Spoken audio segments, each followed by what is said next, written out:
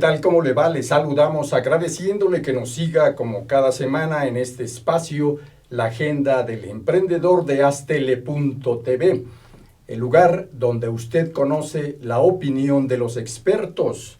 El día de hoy agradecemos nuevamente la presencia en nuestro programa de la ingeniera ambiental Carolina Cuéllar Sabogal. Ella es maestra especializada en este gran tema de atención especial en nuestra agenda global y estudió precisamente ingeniería ambiental, egresada de la Universidad Distrital Francisco José de Caldas de Bogotá, Colombia. Cuenta con una especialización en administración de proyectos por el Tecnológico de Monterrey y tiene experiencia en emprendimientos y proyectos de base tecnológica, compartiendo la muy importante participación de empresarios. Además, ha impulsado algunas empresas con esta nueva visión de la especialización que tiene en cuestiones de medio ambiente. Nuevamente, te agradecemos mucho tu presencia, maestra Carolina Cuéllar. Muchas gracias a ustedes por invitarme. Gracias, y por supuesto, nuestro querido Pepe Sobrevilla. Muchas gracias nuevamente por invitarnos, Raúl. Y pues ya estamos listos para abordar este importantísimo problema. Tema crítico que, por cierto, también de parte del doctor Ramón Ojeda Mestre, estamos compartiéndole la disculpa que nos hace porque por razones de itinerario de los vuelos no pudo llegar a tiempo desde Baja California Sur, pero por supuesto lo tendremos más adelante al especialista, uno de los grandes iniciadores de los estudios sistematizados de medio ambiente, el doctor Ramón Ojeda. Entrando en materia, maestra Carolina, sigue recrudeciéndose la problemática medioambiental en el Valle de México de manera especial. ¿Cuál es el punto de atención que hoy deberíamos tener como población? ¿Cómo debemos interpretar este difícil proceso de cuestionamiento a las políticas que se están intentando impulsar por parte de las instancias de gobierno? Bueno, ahí hay que entender en este conflicto que hay en este momento, en toda esta crisis ambiental, hay que entender tres aspectos importantes. El primero son las condiciones climáticas. Sí. Mientras en el Valle de México la nubosidad se escasa y haya mayor radiación solar, se va a presentar lo que hablábamos el otro día de la formación del ozono. ¿Por qué? Porque al favorecer la entrada de rayos ultravioleta se va a presentar mayores reacciones fotoquímicas de estos precursores como los compuestos orgánicos volátiles y los óxidos de nitrógeno. Van a realizar mayores reacciones y se va a formar más ozono. Esto, acompañado de los bajos movimientos del viento, las velocidades son mínimas, hace que no haya flujo de contaminantes, ¿sí? Entonces, este es el primer aspecto que tenemos que tener en cuenta, que realmente estamos en una época del año en la que todos los factores climatológicos se dan para aumentar la contaminación en la Ciudad de México. El segundo aspecto es la cantidad de emisiones que se generan. Más o menos al día se están emitiendo 4.000 toneladas de emisiones contaminantes a la atmósfera. ¿Qué pasa? Tenemos unos porcentajes que nos muestran cómo es el comportamiento de la contaminación entre los diferentes actores. Por parte del transporte se produce el 46% de la contaminación, de acuerdo a la información dada por SEDEMA. El 21% se da por las industrias y la parte habitacional, todo lo que generamos a partir del gas que utilizamos en casa, etcétera, eso hace que se genere otro 20% de la contaminación en la ciudad.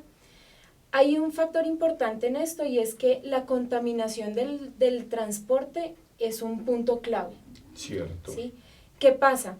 Que la contaminación que está generando el transporte público y de carga es muy grande, porque el transporte público y de carga genera principalmente material particulado con partículas menores a 2.5 micrómetros, que es la que genera la mayor cantidad de enfermedades, y también produce el carbón negro.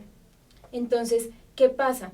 Que el 38% de la flota de vehículos de transporte público que hay en la Ciudad de México son modelo 93 y anteriores. Y de ese 38%, cerca del 62% nada más cuenta con las tecnologías que permiten estar como en línea con la normatividad ambiental vigente.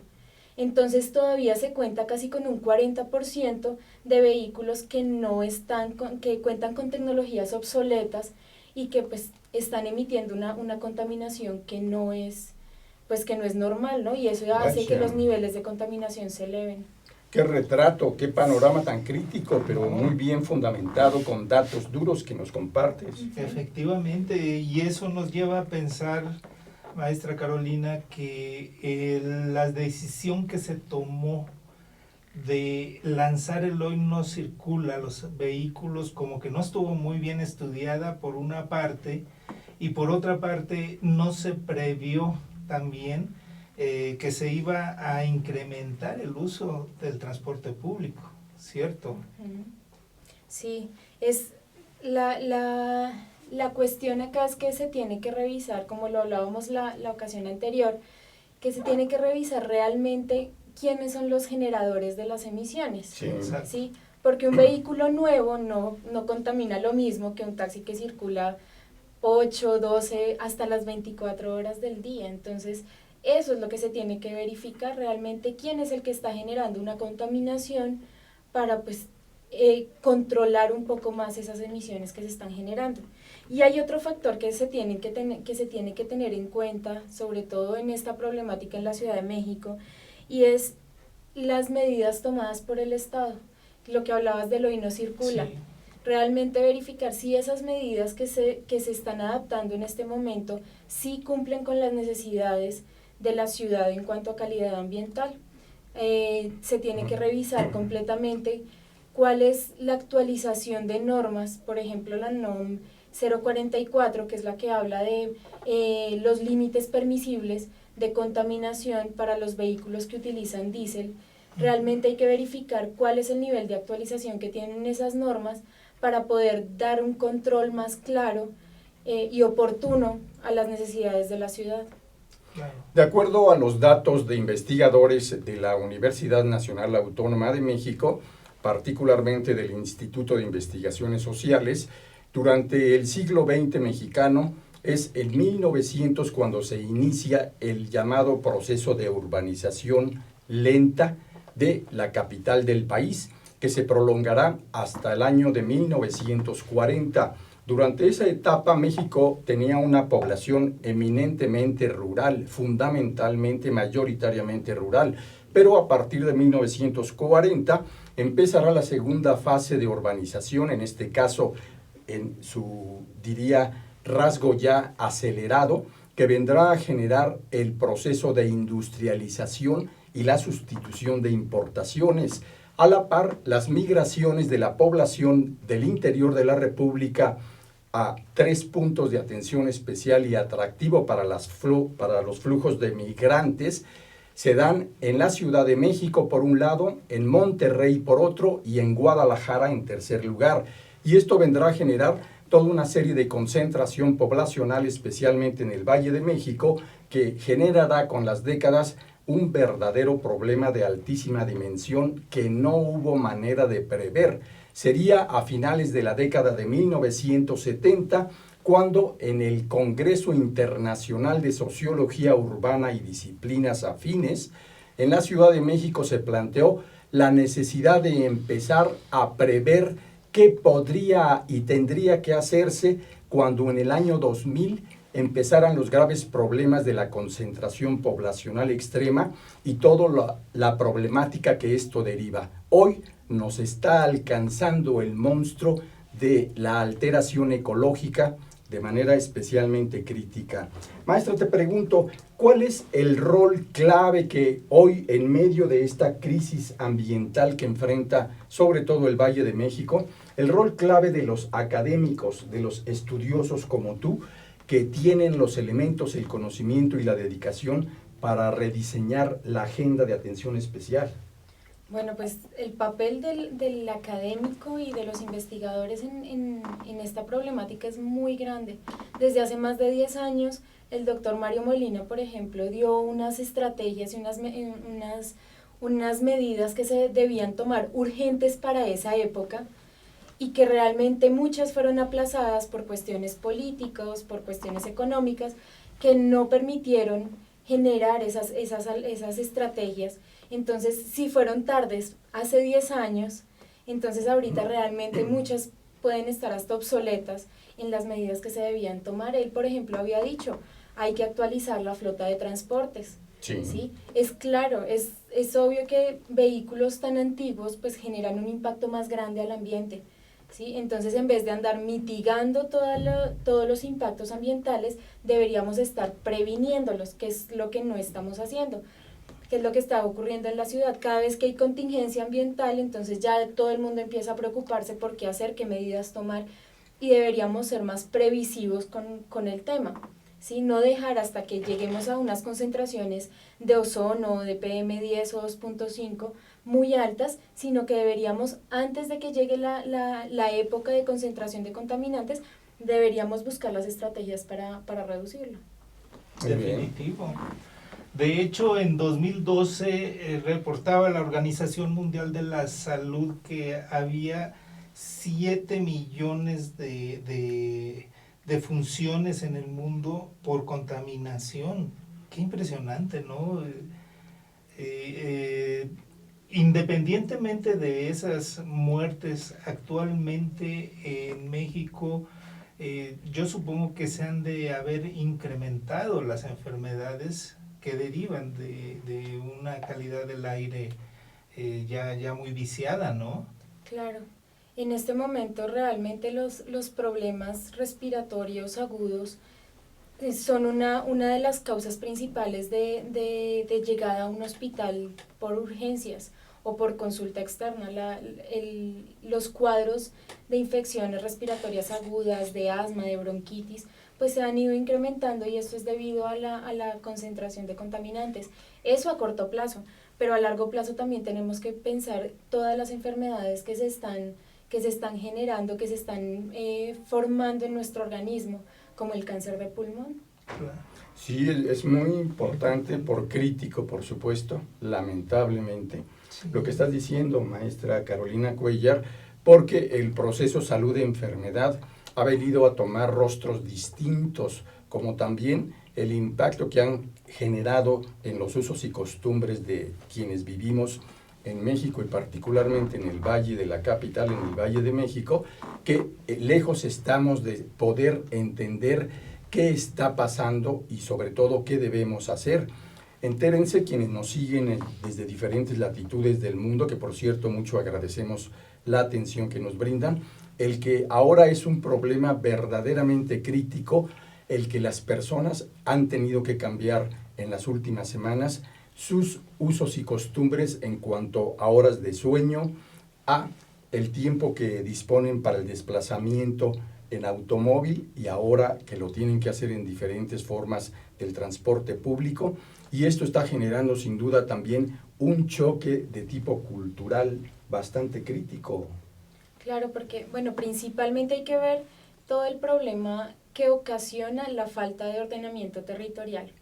Los planes de ordenamiento territorial definen mucho cuál es el comportamiento de la población y de la ciudad como tal.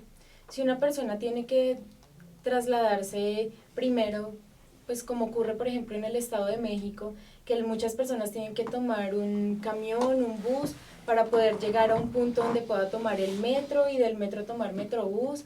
Entonces, primero se afecta la calidad de vida. Exactamente. Y segundo, pues el hecho de usar varios medios de transporte, pues está generando mayor contaminación. Entonces, el hecho de que la ciudad sea desordenada en muchos aspectos hace que también se favorezca aspectos como la contaminación. Cierto. Hay un video que anda circulando en YouTube, Raúl, que señala que son las propias autoridades las generadoras de la contaminación desde el momento en que tienen un pésimo ordenamiento de las calles, pero sobre todo yo lo vivo diario cuando circulo, porque Insurgentes es un caos cuando llega uno a Reforma. Insurgentes es la avenida más larga de toda la República Mexicana. Exactamente, la más larga de la que cruza la ciudad. Exactamente. Pues. Entonces sale uno más o menos, digamos, 30, 40 por hora, en casos optimistas, de Indios Verdes, o sea, de la salida a Pachuca. Y cuando llega uno a Reforma, los semáforos ya no están sincronizados. Como hay varios semáforos muy continuos, tienes el sigue en uno y ya cuando agarraste velocidad tienes que detenerte porque ya está el alto en el próximo o sea, una pésima sincronización. Eso yo me imagino que lo debe de controlar el gobierno, las autoridades responsables de ello. Por otra parte, los topes, hay tanto tope y tope con alto, tope donde no hay escuelas ni hay hospitales, todo eso genera contaminación seguramente. Entonces, entiendo que toda esta situación, amén de que las señalizaciones de las calles, etcétera, todo esto termina por llevar al terreno de lo político mucho de lo que estamos hablando, ¿cierto? Claro que sí, las normas afectan o benefician a las personas. En ese caso, el reglamento de tránsito pues fue modificado hace poco y ¿qué se hizo? Fomentar el uso de la bicicleta. Pero si se fomenta el uso de la bicicleta, las personas no van a estar tranquilas con un medio de transporte que emite grandes concentraciones, por ejemplo, de compuestos orgánicos volátiles o de material particulado, pues andando al lado en una bicicleta, al lado de un camión que contamina mucho, pues las personas no se van a sentir tranquilas para andar en bicicleta, ¿sí? ¿Qué pasa con los carros? Que redujeron las velocidades. Es más, si uno va, por ejemplo, por circuito, hay zonas que son de 30 kilómetros por hora y pasa la calle y entonces ya son 40, 50, pero otra vez en la calle siguiente vuelve a ser de 30. Entonces eso altera también el comportamiento del vehículo y hace que también la combustión sea diferente, ¿sí? Porque al estar frenando para volver a acelerar, se usa más combustible y eso hace que también se genere una mayor contaminación. Entonces hay que verificar realmente hasta qué punto esos niveles de velocidad sí están afectando o no a la población. Cierto, y si usted quiere enterarse qué ha sucedido en otras grandes capitales del mundo con estas crisis ambientales y cómo lo han resuelto, le invitamos a que después de la pausa se entere con nuestra invitada, la maestra Carolina Cuéllar Sabogal. Siga con nosotros.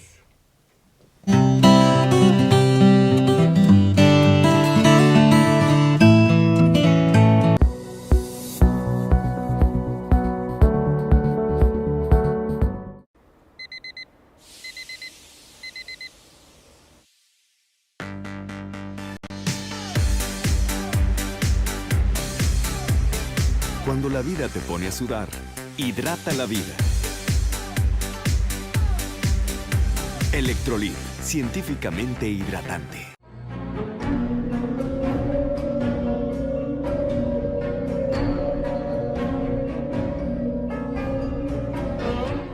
Rosso Fragola. Arte en fresa que seduce tus sentidos.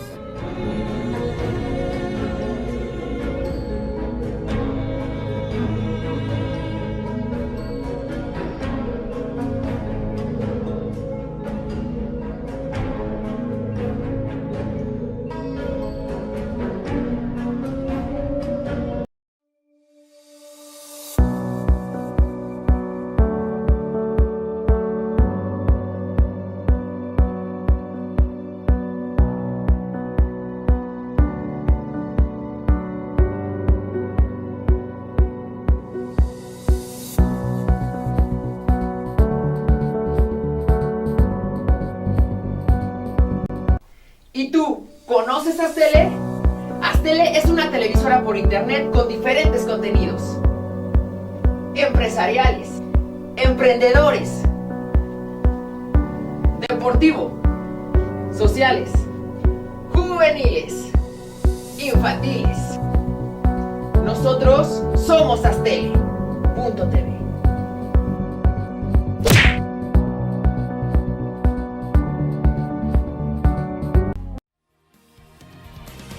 Estreno de la radiofotonovela La Mujer Dormida.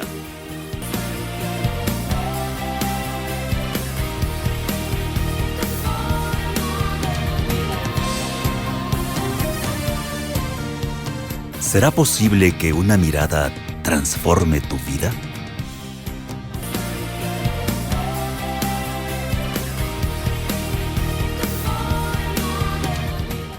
Ruiz Robles, corredores públicos y peritos traductores. Trabajamos para darles seguridad, confianza y un servicio profesional en sus asuntos relacionados a fe pública, valuación, arbitraje comercial, asesoría jurídica y traducciones. Para nosotros lo más importante es su satisfacción, brindándole además la asesoría jurídica necesaria en su negocio, con un equipo de profesionales capacitados para prevenir y resolver situaciones de riesgo en su empresa. Le aseguramos una asistencia profesional personalizada y humana a quien consideramos más importante, el cliente, porque las oportunidades pequeñas son el principio de las grandes empresas.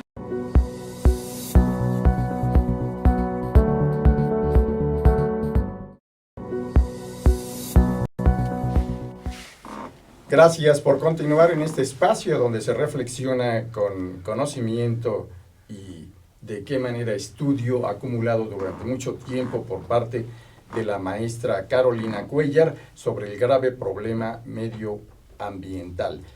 Maestra Carolina Cuéllar, ¿cuáles son los casos más destacados, críticos, que se han dado recientemente en el mundo? ¿Y qué es lo que como enseñanza pudiera aprenderse para el caso mexicano? Okay, voy a presentarles dos casos. El primero es en la India, dos ciudades, Nueva Delhi y Patna. En cuanto a concentración de partículas, de material particulado menor o igual a 2.5 micras, son las ciudades más contaminadas del mundo. ¿Qué pasa? Que ellos decidieron como ciudad enfocar todo el comercio en áreas muy pequeñas. Entonces todo se concentró ahí y por lo tanto también se concentraron los contaminantes. Realmente en este momento no se está haciendo mucho para controlar esa situación. Caso contrario ocurre en la China. Hay dos ciudades principalmente que tuvieron unos límites de contaminación muy altos, que son Harbin y Changchun, que tenían unos niveles de contaminación alarmantes, y el país, como el gobierno, decidió declararle la guerra a la contaminación. Entonces, en este momento definieron 3 medidas claras para hacer un control total a la contaminación, que son el cerrar todos los hornos de carbón, cerraron cerca de 50.000 hornos de carbón. Vaya. La reducción del humo proveniente de los vehículos, y generaron un impulso en tecnologías, en fuentes alternativas de energía. Entonces decidieron cortar de raíz el problema de la contaminación y ya los niveles han ido bajando pues gradualmente, pero ya han comenzado a reducir los niveles. Muy bien, importante. Qué importante. De acuerdo a su experiencia, maestra, las políticas medioambientales pueden generar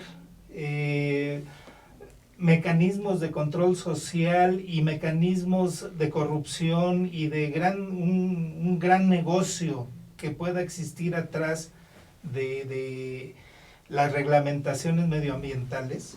Sí, claro, bueno. Primero tendríamos que hablar de la normatividad que hay para los combustibles, para la importación de combustibles. Los niveles que se permiten acá son unos niveles de azufre y de otros contaminantes más altos que lo que se permite en Estados Unidos, por ejemplo. Entonces todo el combustible basura que les sobra en Estados Unidos, pues pueden venir a traerlo acá sin problema, porque acá no hay ningún inconveniente con la importación. ¿Qué pasa? Bueno, ese es el primer punto. El segundo punto es que realmente las medidas que se está tomando desde el gobierno para la implementación de nuevas tecnologías, para el control de emisiones en vehículos, tanto de gasolina como diésel, no se están dando de la manera que es. ¿Cuántas tecnologías debieron implementarse desde hace muchos años? Estamos hablando desde los 90, con los convertidores catalíticos, y decidieron traer convertidores catalíticos de China cuando en Estados Unidos un mexicano había generado una tecnología bastante importante que podía contribuir a la contaminación y no se trajo por negocio. Entonces hay que considerar esos aspectos claves. Claro. Y lo mismo, donde están ubicadas las industrias, en zonas en las que la población es principalmente pobre y de pronto esas personas no tienen alcance para tener servicios médicos de calidad que les permitan contar con tratamientos adecuados, con controles que hagan que realmente su calidad de vida aumente y no disminuya por la contaminación.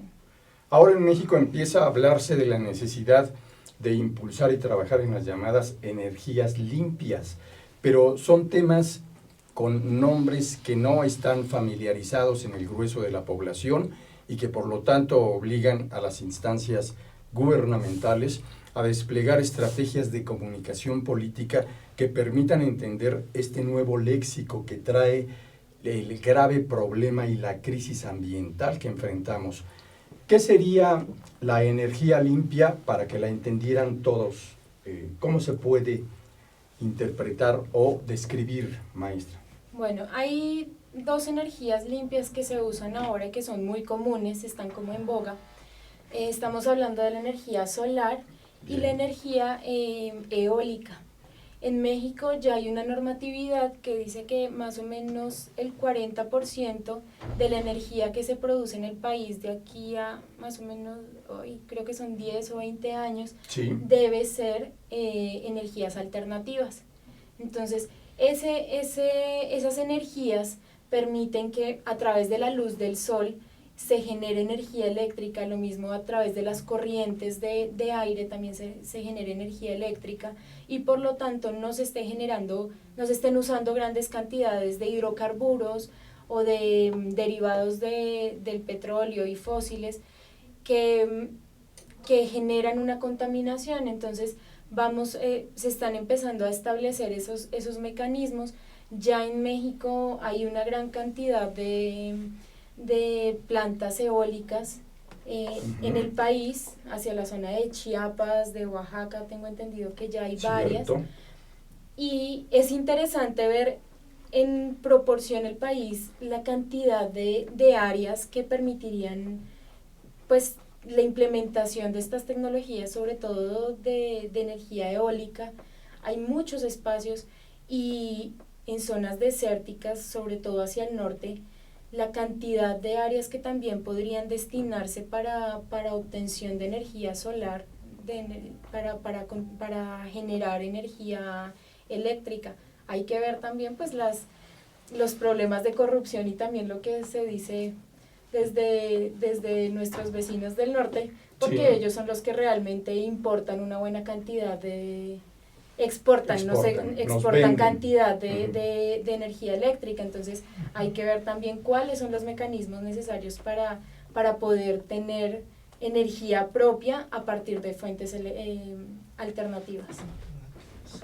Y también, Pepe Sobrevilla, ¿estarás de acuerdo con que en México lo que acabas tú de plantear es muy importante para el caso mexicano, sí, lo del control social?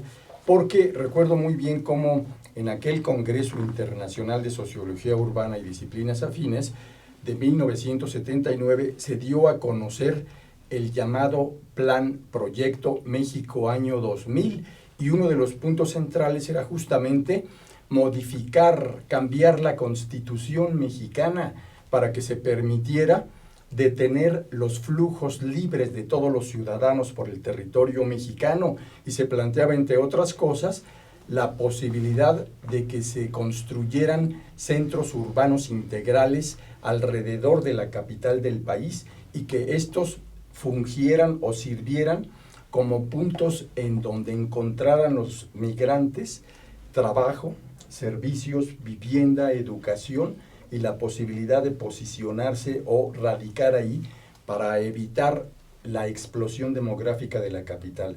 Infortunadamente, aquel enorme proyecto muy interesante que se dio a conocer quedó absolutamente perdido en la historia.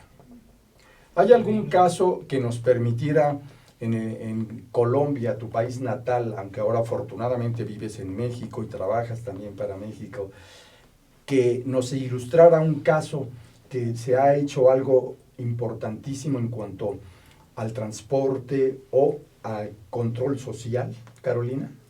Bueno, en Colombia, en la parte de transporte, se maneja un modelo muy diferente al que se maneja acá en la Ciudad de México.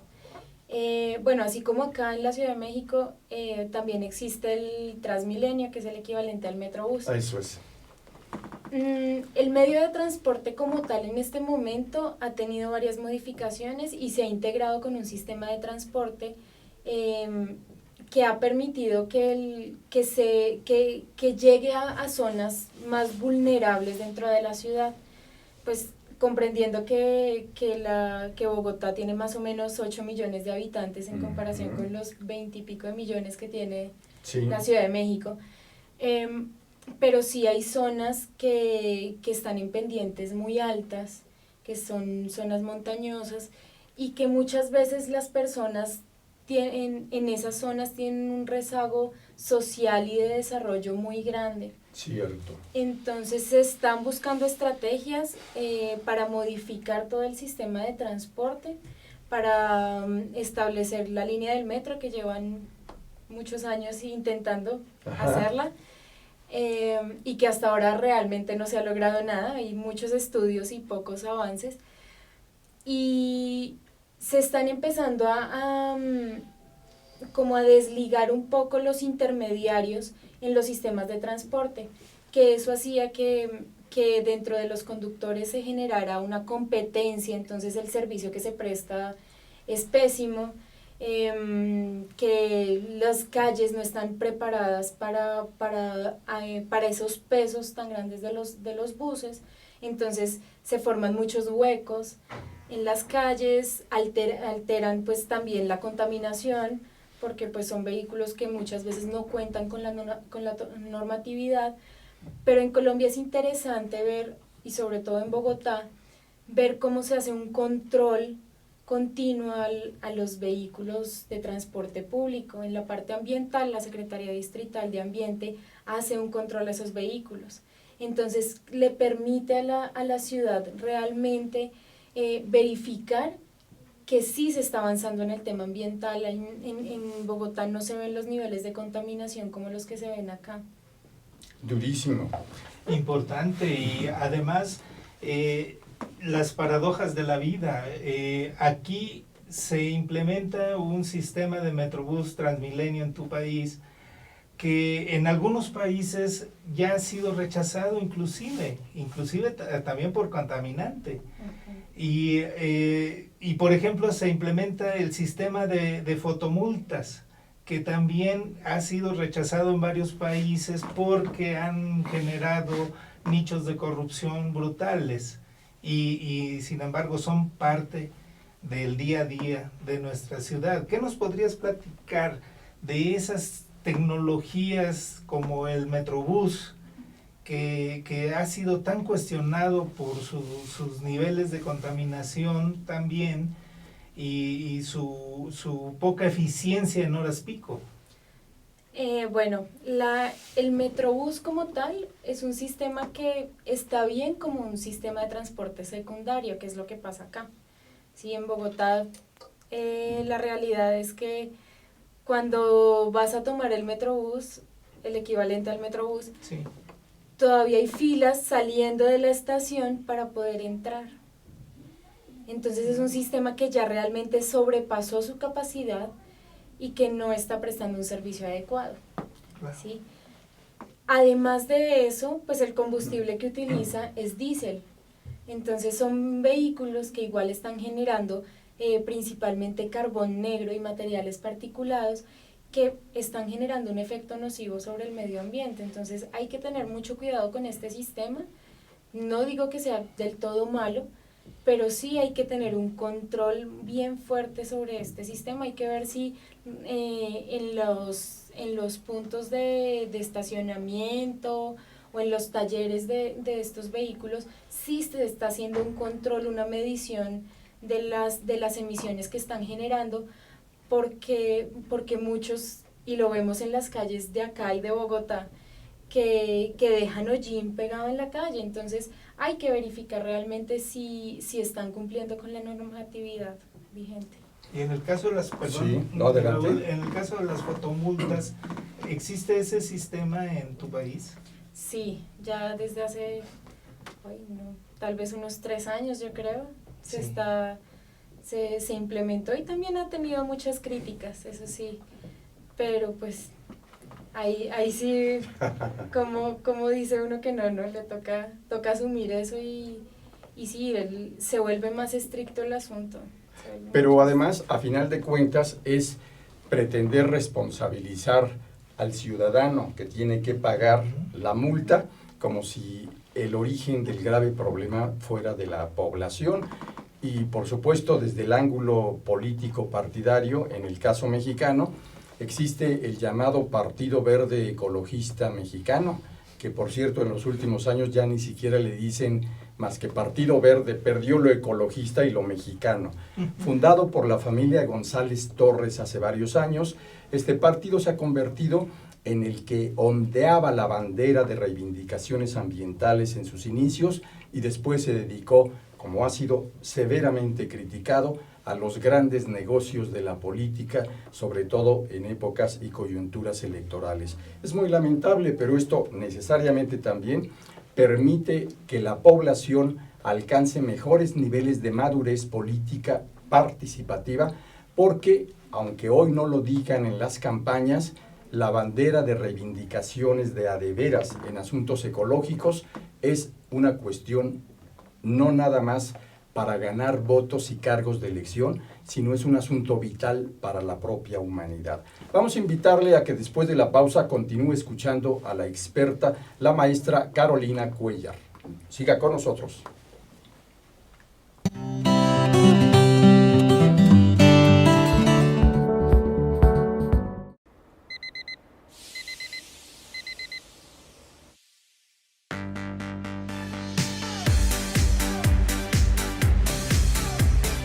Cuando la vida te pone a sudar, hidrata la vida. Electrolit, científicamente hidratante.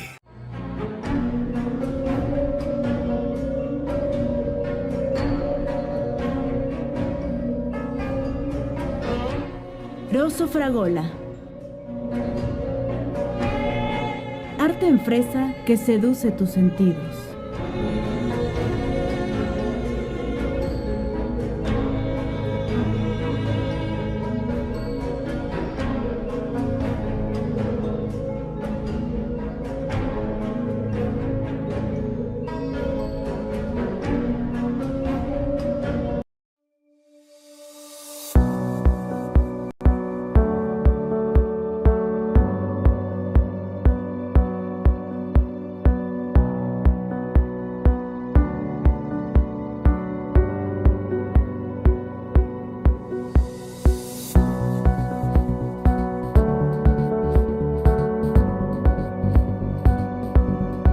¿Y tú, conoces Astele?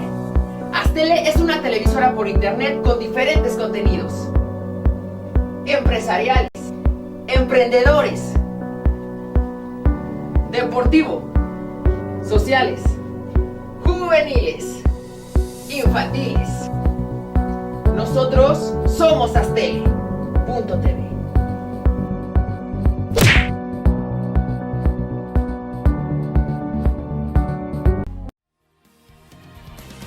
Estreno de la radiofotonovela La Mujer Dormida.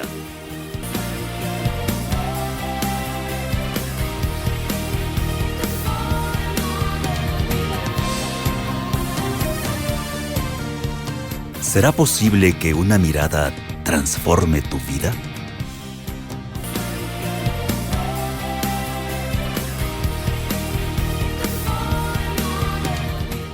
Ruiz Robles, corredores públicos y peritos traductores. Trabajamos para darles seguridad, confianza y un servicio profesional en sus asuntos relacionados a fe pública, valuación, arbitraje comercial, asesoría jurídica y traducciones. Para nosotros lo más importante es su satisfacción, brindándole además la asesoría jurídica necesaria en su negocio, con un equipo de profesionales capacitados para prevenir y resolver situaciones de riesgo en su empresa. Le aseguramos una asistencia profesional personalizada y humana a quien consideramos más importante, el cliente, porque las oportunidades pequeñas son el principio de las grandes empresas.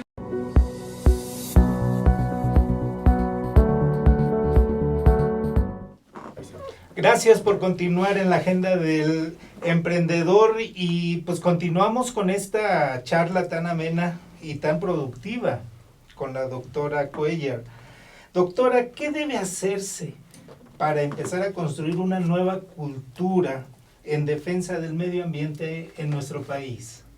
Bueno, yo considero que todo se fundamenta en la educación. México debe empezar a implementar programas de educación ambiental desde la primaria y la secundaria que permitan formar personas y ciudadanos críticos con las decisiones de la ciudad y del país, sobre todo en el tema ambiental. Porque si una persona, si un niño está formado desde pequeño con valores que le permitan definir ambientalmente qué está bien y qué está mal, vamos a tener ciudadanos responsables con el medio ambiente. Y esos ciudadanos van a decidir y van a elegir a las personas que realmente toman decisiones que le den fortaleza al tema ambiental en el país. Entonces considero que esa es la base para poder generar beneficios y cambios en la cultura en México. O sea que la pelota estaría en la Secretaría de Educación Pública en incorporar dentro de la educación primaria, secundaria, etcétera, algunas materias que lleven a construir un ciudadano modelo en este sentido, ¿cierto? Claro que sí, lo mismo, empezar a tener más carreras enfocadas al tema ambiental, porque veo que todavía es muy incipiente la ingeniería ambiental, la administración ambiental. Son programas que realmente son necesarios en el país y que pues no han tenido un crecimiento como se debería, teniendo estos problemas tan graves en la ciudad y en el país, ¿no? Entonces es necesario empezar a formar más personas con capacidades de toma de decisiones en materia ambiental.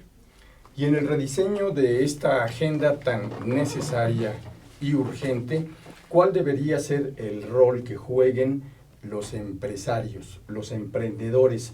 Ya que recordamos en las últimas horas, se han manifestado empresarios del sector automotriz en México diciendo que ha caído de manera estrepitosa en un porcentaje bastante marcado la venta de vehículos nuevos en el Valle de México y se ha repuntado la venta de vehículos usados, lo que también a final de cuentas viene a resolverle a las familias, a las personas en lo individual, la posibilidad de desplazarse cada día ante las restricciones vehiculares, pero el efecto que tiene es todavía más crítico en cuanto a generación de contaminantes. ¿Cuál debería ser entonces el rol de los empresarios? Bueno, toco un punto que tocamos en la reunión anterior y es el teletrabajo. Por supuesto, impulsar el teletrabajo. Impulsarlo, empezar a buscar estrategias que permitan a las personas no tener que movilizarse tanto tiempo y perder tantas horas del día en ese transporte y más bien enfocarse en que cumplan su labor, en que realmente ejerzan unas actividades desde cualquier sitio que estén, pero que puedan desarrollarlas desde su computador, que tengan los beneficios a través de internet, ir enviando los reportes, ir enviando informes, tener contacto continuo con los jefes, con las personas que necesiten para poder realizar sus actividades. Es un punto importante, porque lo que se está presentando en el país, en la ciudad, con este tema de contingencia ambiental, genera efectos nocivos para las empresas. Cierto. Porque si lo vemos desde un punto de vista de la persona, hay ausentismo laboral por enfermedades respiratorias. Y eso disminuye la productividad. Uh-huh. Además, si eso le ponemos también toda la parte de transporte, con, por ejemplo, el hoy no circula y el hoy no circula doble, estamos haciendo que los vehículos no puedan circular. Entonces, ¿cómo van a hacer muchas empresas para entregar sus productos? Entonces, hay que ser conscientes de eso. Como empresa tienen que tomar medidas también que faciliten la gestión ambiental, la implementación de programas de sistemas de gestión ambiental, por ejemplo el ISO 14001, que permita también la reducción de emisiones contaminantes, las mejores prácticas empresariales desde el tema ambiental. Eso es necesario que se empiece a generar desde las empresas. Pues bien decía Eduardo del Río Ríos, el caricaturista, los pueblos tienen los gobiernos que se merecen, pero aquí hay una cosa, hay una pasividad bárbara, apabullante de la gente al guardar silencio y no exigirle a las autoridades que si te lanzan un doble hoy no circula, pues que te den los fundamentos, en qué fundamentan todas estas medidas. Si te dan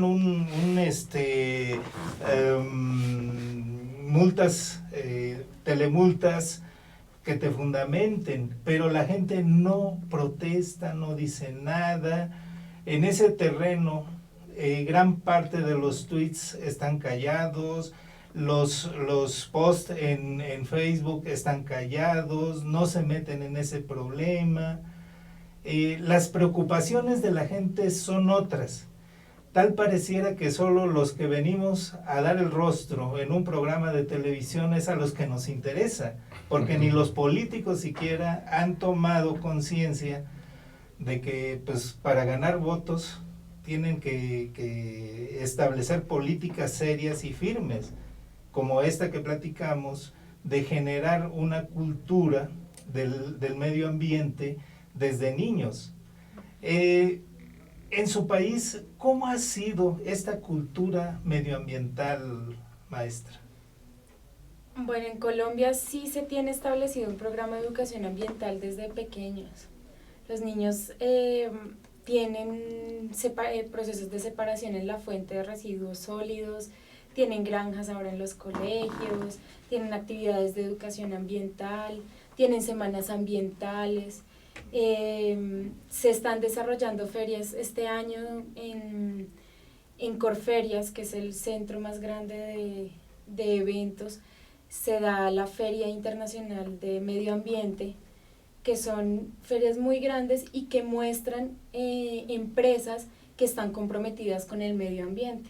Entonces, hay puntos muy a favor del tema ambiental en Colombia, que se están trabajando de una manera pues más amplia y que están permitiendo a las empresas sobre todo generar conciencia y a los niños también empezar a promover esa cultura ambiental, de cuidado ambiental. Muy importante, y te preguntaría, maestra, ¿cuáles fueron los resortes o las cosas, las acciones que se tuvieron que hacer para que se alcanzaran este importante nivel de avances en Colombia?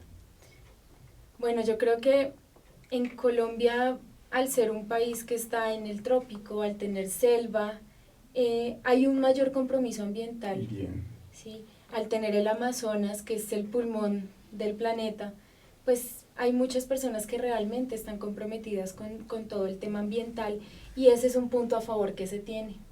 ¿Sí? Entonces, eso yo creo que es uno de los puntos clave de este proceso. Además, a partir de los años se han venido estructurando estrategias de educación ambiental bien fuertes, tanto para colegios como para universidades. Desde el tema de la ingeniería forestal, lo digo por el conocimiento que tengo en la Universidad Distrital, hay una facultad especializada en medio ambiente y recursos naturales. Entonces, esto permite que haya oferta académica suficiente y que se permita hacer investigación clave en esas necesidades ambientales que tiene tanto la ciudad como el país. Entonces es bien bonito el proceso que se ha dado en Colombia. Obviamente también hay procesos de corrupción, hay procesos de falta de ejecución que retrasan las actividades, pero sí se ve un poco el avance en el tema. Eso permite hacer un comentario con todo el cuidado del caso. Cuando se habla del gravísimo problema de la delincuencia organizada en México, se ha referido constantemente la colombianización de México. Hoy, en este otro ángulo, el de las aportaciones, las experiencias exitosas, el avance concreto en la lucha contra el monstruo que generan los contaminantes, debería darse esta nueva fase de la colombianización, justamente colombianización, pero más allá de la leyenda negra, ahora construir o reconstruir con estas grandes enseñanzas lo que en Colombia han hecho, creo que sería muy bueno. Y aquí, maestra, se ha empezado a hablar ya de que una medida inmediata va a ser el poder ni más ni menos que sacar los trolebuses, estos vehículos de antaño que siguen funcionando en la Ciudad de México, el sistema de transportes eléctricos, para poder traer ahora sí los primeros vehículos con nuevas tecnologías que habremos de ver cuáles son. Eso se daría como posibilidad o como experimento, no sabemos. Pero, ¿qué importancia tiene el tema reestructuración de la política de transporte como uno de los asuntos centrales para enfrentar con cierto éxito este gravísimo momento y etapa que vivimos? Es una noticia muy importante, porque si se están generando nuevas tecnologías y tecnologías alternativas, pues la salida del trolebús sería lo más pequeño dentro del problema, ¿no? Porque pues el trolebús realmente la contaminación que genera es mínima. Estamos hablando de las llantas que usa que se generan por descarte, ya por uso, bueno, y otros productos que son residuo. Pero al hablar de emisiones en el trolebús, pues no hay, porque son eléctricos. Entonces, si se va a implementar un sistema de transporte con tecnologías alternativas que a su vez modifique también la cantidad de buses que utilizan diésel, pues estamos hablando de una solución que puede ser muy importante y de gran trascendencia para la ciudad. Entonces hay que estar muy pendientes realmente de qué es de qué tecnología van a traer, ¿no? Muy bien, pues le tomamos la palabra a los señores que están en las instancias de decisión. Sí. Muy bien. Pero pues, sobre todo que reglamenten perfectamente el transporte público. Sí, y le den el sustento a una nueva Adecuado. normatividad integral. Pues te queremos agradecer muchísimo, maestra Carolina Cuéllar Sabogal. Sumamente interesante todo lo que nos has aportado hoy. A ustedes, muchas gracias. Muchas gracias nuevamente, Pepe Sobrevilla. Gracias, Raúl. Gracias al auditorio por seguir en esta señal. Agradecemos mucho a quienes nos siguen en las redes sociales y en el mundo importantísimo de las tecnologías de la información y la comunicación, y por supuesto también agradecemos a nuestro muy profesional equipo de producción que encabeza Kenneth Dembo. Nos veremos la próxima emisión. Gracias.